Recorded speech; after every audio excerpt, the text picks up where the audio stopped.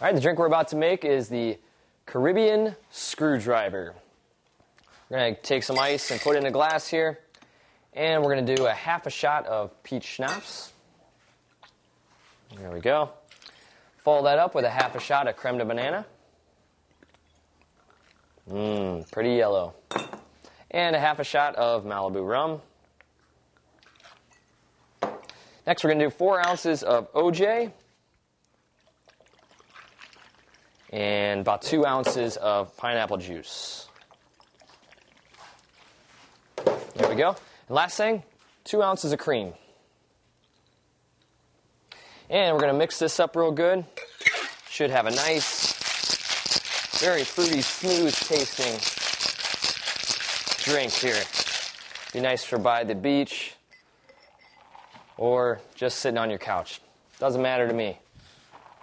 Set up a glass and give it a pour. And a straw. Bottoms up.